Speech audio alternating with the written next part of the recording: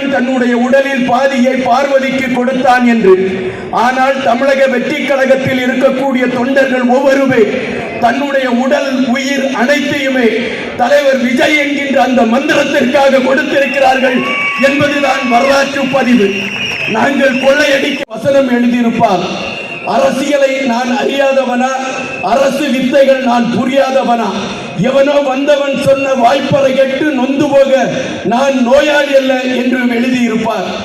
ஏறக்குறைய அதுபோலத்தான் தமிழக வெற்றி கழகத்தில் இருக்கக்கூடிய ஒவ்வொரு தொண்டனுமே பயிற்றுவிக்கப்பட்ட பீரங்கிகள். அவர்களை எதிர்த்து என்கின்ற கேள்விதான் எழும்பிக் கொண்டு இருக்கின்றன. தொடர்ச்சியாகவே பாலியல் வன்கொடுமை பெண்களுக்கு எதிராக நடந்து கொண்டிருக்கிறது என்பது தமிழகத்தில் பட்டியலிடக்கூடிய ஒன்றாகவே இருக்கின்றது. ஆந்திரா மாநிலத்தில் இருந்து திருவண்ணாமலைக்கு வந்த சகோதரி ஒருத்தி 2 காவலர்களால் பாலியல் வன்கொடுமை செய்யப்பட்டதும் இதே மண்ணில் தான் அரங்கேறி இருக்கிறது.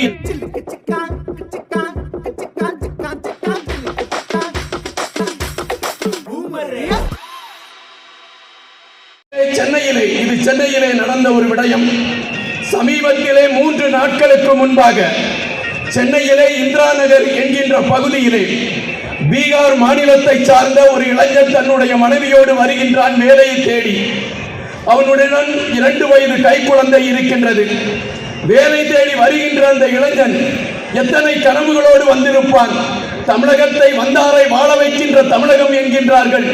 நான் தமிழகத்திற்குள் சென்று விட்டால் என்னுடைய குடும்பத்தை காக்கக்கூடிய வழி உருவாகிவிடும் என்கின்ற எண்ணத்தோடு வந்திருப்பான்.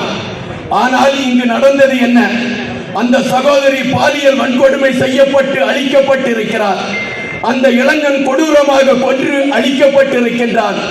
அந்த 2 வயது குழந்தையை சுவரில் வீசி கொண்டிருக்கிறது ஒரு கூட்டம். அப்படி என்றால் இந்த காவல்துறையை தன் கட்டுப்பாட்டில் வைத்திருக்கக்கூடிய முதலமைச்சர் தூங்கிவிட்டாரா, அல்லது அவர் அது மறந்து தன்னுடைய குடும்பத்தோடு இருந்து கழிப்பதிலே அவர் காலத்தை கழித்து விட்டாரா என்கின்ற கேள்விதான் எழும்பிக் கொண்டு இருக்கின்றன. தொடர்ச்சியாகவே பாலியல் வன்கொடுமை பெண்களுக்கு எதிராக நடந்து கொண்டிருக்கிறது என்பது தமிழகத்தில் பட்டியலிடக்கூடிய ஒன்றாகவே இருக்கின்றது. ஆந்திரா மாநிலத்தில் இருந்து திருவண்ணாமலைக்கு வந்த சகோதரி ஒருத்தி 2 காவலர்களால் பாலியல் வன்கொடுமை செய்யப்பட்டதும் இதே மண்ணில் தான் அரங்கேறி இருக்கிறது என்பதுதான் பதிவு. இவர்கள் ஆட்சியை குறித்து பேசுகிறார்கள், அதிகாரத்தை குறித்து பேசுகிறார்கள். வருகின்ற ஆட்சி எங்களுக்கு என்று மார்பு தட்டிக் கொண்டு இருக்கின்றார்கள். மக்கள் விழித்துக் கொண்டிருக்கிறார்கள். எத்தனை காலம்தான் நீங்கள் பொய்களை சொல்லிக் கொண்டு எங்களை ஏமாற்ற முடியும் என்று மக்கள் விழித்துக் கொண்டிருக்கின்றார்கள். ஆனால் இந்த திராவிட தீய கூட்டம் நம்மை பார்த்து கேட்கின்றது, உங்களுக்கு அரசியல் தெரியுமா என்று. அண்ணா அவர்கள் சிவாஜி கண்ட இந்து சாம்ராஜ்யம் என்கின்ற நாடகத்திலே அரசியலை குறித்து சிவாஜி பேசுவதாக ஒரு வசனம் எழுதியிருப்பார். அரசியலை நான் அறியாதவனா, அரசு வித்தைகள் நான் புரியாதவனா, எவனோ வந்தவன் சொன்ன வாய்ப்பறை கேட்டு நொந்து போக நான் நோயாளி அல்ல என்று எழுதியிருப்பார். ஏறக்குறைய அதுபோலத்தான் தமிழக வெற்றி கழகத்தில் இருக்கக்கூடிய ஒவ்வொரு தொண்டனுமே பயிற்றுவிக்கப்பட்ட பீரங்கிகள்.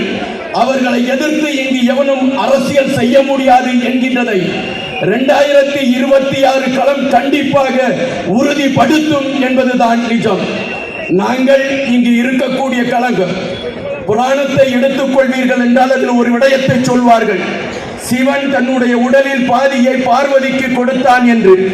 ஆனால் தமிழக வெற்றி கழகத்தில் இருக்கக்கூடிய தொண்டர்கள் ஒவ்வொருமே தன்னுடைய உடல் உயிர் அனைத்தையுமே தலைவர் விஜய் என்கின்ற அந்த மந்திரத்திற்காக கொடுத்திருக்கிறார்கள் என்பதுதான் வரலாற்று பதிவு. நாங்கள் கொள்ளையடி